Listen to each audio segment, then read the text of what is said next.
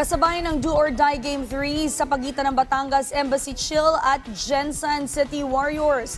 Bumisita para sa isang press conference si Maharlika Pilipinas Basketball League founder at Filipino boxing icon Manny Pacquiao para talakayan ang mga sumusunod na hakbang ng liga.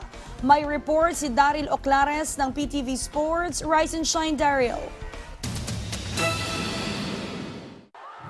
Sa pagpapatuloy ng Maharlika Pilipinas Basketball League Season 5 playoffs, dumayo ang Filipino boxing icon at MPBL founder na si Manny Pacquiao sa do-or-die Game 3 semifinal match ng Batangas Embassy Chill at Gensan City Warriors nitong Martes sa Batangas Sports Center. Pagsapit ng halftime, panandaliang humarap si Pacquiao para sa isang press conference para pag-usapan ang mga susunod na plano para sa ligang sinimulan niya noong 2017. Ayon sa pambansang kamao, lubos ang pasasalamat niya sa naging mainit na pagtanggap ng mga Pilipino sa MPBL na nagsilbing daan para madiskubre ang mga mahuhusay na manlalaro mula sa iba't ibang panig ng bansa.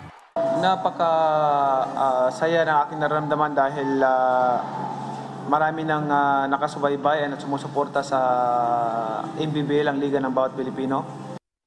Bukod sa basketball, iniyayag din ni Pacquiao ang pagbuo ng MPBL Kalinga na layuning matulungan ang mga dating manlalaro ng liga.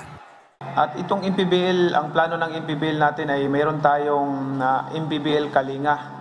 No, MPBL Kalinga tutulong sa mga players na nakapaglaro sa MPBL, kung may, yung mga pangailangan nila. At itong MPBL Kalinga, bababa ito sa mga barangay para i-develop yung mga young athletes natin, young basketballists natin. Isa sa mga unang benepisyaryo ng programa ay ang 6'1" guard na si Patrick Cabahug na na-diagnose ng Guillain-Barré Syndrome o GBS at aspiration pneumonia. Dahil sa naging tulong, nagpaabot ng pasalamat si Cabahug kay Pacquiao. Sen, salamat kay Stanan sa pag-reach out sa kuha, sa tabang na ko sa kondisyon ko karon, lalo na karon na mo already source of income sa mga family.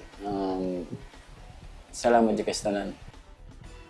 Samantala, pasok na sa South Division Finals ang Batangas matapos nilang talunin ng Gensan 66-62.